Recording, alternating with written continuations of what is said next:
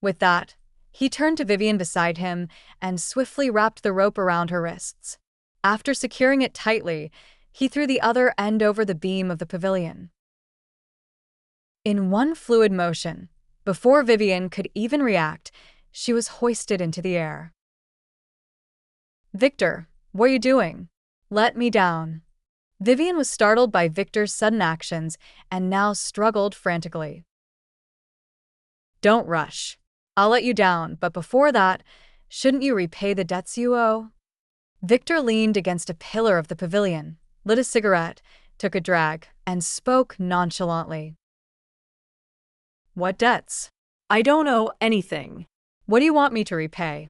Victor, please let me down first, okay? Since you can't remember, let me help you recall." Victor approached Vivian and pressed the lit cigarette firmly against her chest. The smell of burning flesh filled the air, and Vivian screamed in pain. "Do you remember now?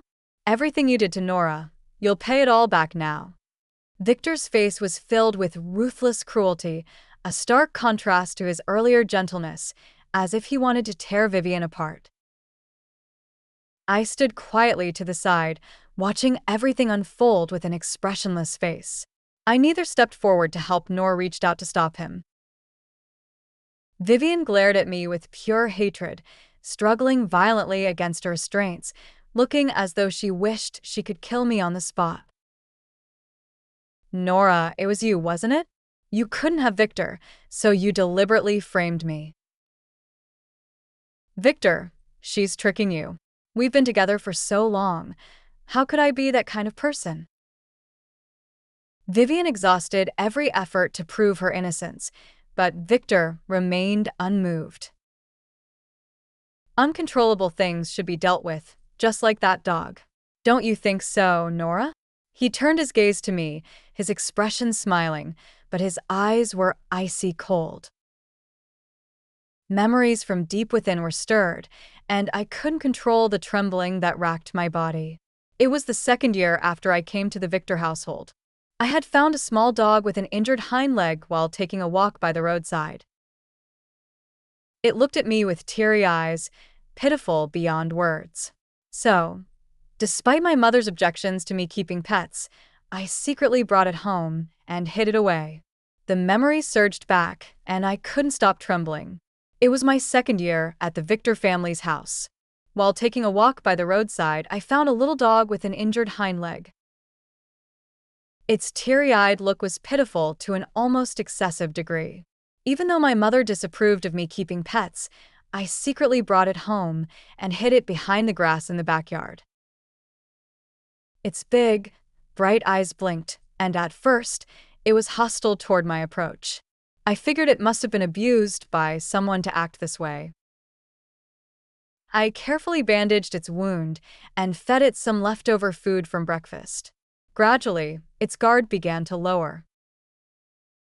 Its fur was entirely black, so I named it Snowy. Every day after that, I avoided my family and sneaked into the backyard to feed it.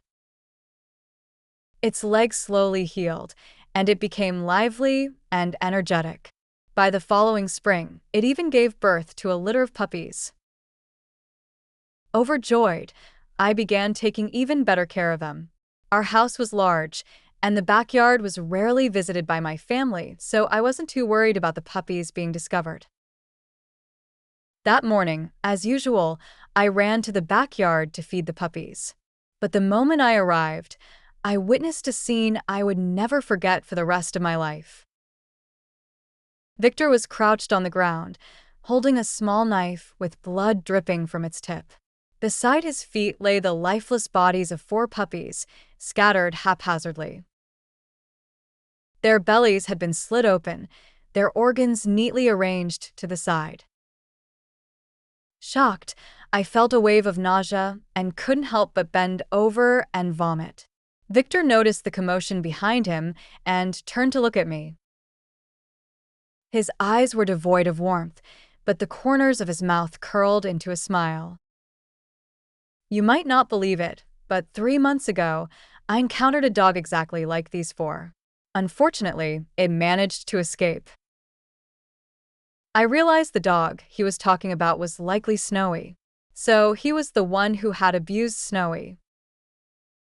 Clenching my fists, I trembled as I demanded to know why he had done this. He sneered, "Killing a few animals. Does that require a reason? But since you found out yourself, I suppose I can't keep pretending to be your good brother anymore." His gaze bore into me, dark and intense. "Aren't you afraid I'll tell Mom and Dad?" "I'd advise you not to. Otherwise, I'll make sure you experience what it's like to live in hell." He grinned menacingly at me, sending a chill down my spine. I stood frozen, unable to move. Just then, Snowy appeared out of nowhere. Seeing the bodies of her puppies, she let out a heart-wrenching howl before lunging at Victor like a mad creature, sinking her teeth deep into his calf. Victor was wearing shorts, and her teeth pierced directly into his flesh. Enraged, Victor kicked Snowy with his other foot. Snowy yelped in pain but refused to let go. In the end, Victor stomped on her until she was a bloody, mangled mess. Victor was taken to the hospital. Lying in his hospital bed, my parents tenderly stroked his face, praising him as a good child. Victor claimed he had been bitten while protecting me. I didn't tell my parents the truth because I was afraid of Victor's retaliation. The look he gave me when he turned around was truly murderous. This marked the beginning of my nightmare. After he was discharged from the hospital, he shed his disguise and became even more unrestrained in front of me. I had become his new toy. My thoughts snapped back to the present. Vivian was screaming hysterically. "Why are you doing this to me? You were so kind to me before. Was it all a lie?" Victor, annoyed by her noise, rolled up the front of Vivian's shirt and stuffed it into her mouth.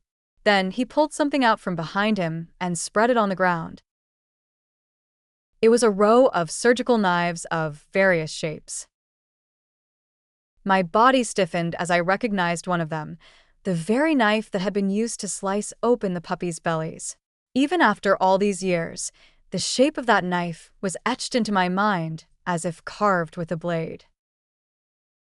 I felt a surge of anger, my blood rushing wildly through my veins. Victor pulled out a knife and pressed it into my hand. "Her life is in your hands now. Will you do it yourself, or should I help you?" His eyes were filled with temptation and excitement, a devil's encouragement. I tightened my grip on the knife handle, a strong impulse rising within me. I desperately wanted to slash Victor's throat, but I knew that was nothing more than a wild fantasy. I took a deep breath and handed the knife back to him. "Victor, there's no need for this. Even if you go through with it, you'll have to let her go eventually. When that happens, the Lee family won't let you off the hook."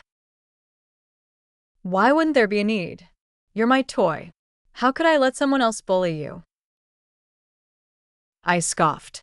"The two of you are essentially the same, both treating me like an object to be bullied at will. Do whatever you want. I don't want to be involved with her." He seemed somewhat disappointed, raising an eyebrow before turning around and putting on a raincoat. He walked toward Vivian. The knife glided back and forth over Vivian's abdomen. Vivian's face turned deathly pale, and she whimpered incessantly, as if begging for mercy. But the person before her remained unmoved, his focus entirely on the tip of the knife. Crunch, the sound of flesh being cut echoed. The knife tip sank into her skin, and crimson blood flowed down her abdomen, staining Vivian's dress red. She howled in pain, her bound hands struggling violently, but it was all in vain. Suddenly, I thought of the puppies' reactions before they died. They must have been just like her. Victor only made a relatively short cut before picking up a jagged stone and continuing to carve downward along the wound. The stone's edges were irregular, and the cut flesh peeled open on both sides, faintly revealing the organs inside. My throat tightened, and I turned around, running down the mountain without looking back. I sprinted desperately, so fast I could hear the wind whistling past my ears. My stomach churned violently, and I finally couldn't hold back, leaning over by the roadside to vomit. When I returned to the campsite, the evening gathering was still ongoing. I crawled into my tent and slipped into my sleeping bag. Exhaustion washed over me, and I quickly fell asleep. I had many fragmented dreams. In one, Vivian was chopped into pieces by Victor, stuffed into black plastic bags. Her severed head poked out, eyes bloodshot and staring fixedly at me. The next morning, during roll call, someone noticed Vivian was missing and reported it to the teacher. The teacher searched the nearby area but couldn't find her, so they called the police. After the police arrived, they conducted a search of the mountain. It was said they eventually found a female body at the bottom of a cliff. The cliff was relatively steep, and the hillside was covered in sharp, hard rocks. The body was severely damaged, making it impossible to recognize. Later, forensic experts compared the DNA from the body with Vivian's and confirmed the deceased was indeed Vivian. The cause of death was determined to be an accidental fall from the cliff. Vivian's parents rushed to the scene and broke down in tears upon seeing the body. The originally planned 3-day, 2-night autumn outing was cut short due to the sudden incident, and we were all sent back to school. With Vivian gone, her followers no longer gathered as they used to, and no one came to bother me anymore. Everything seemed to be moving in a better direction.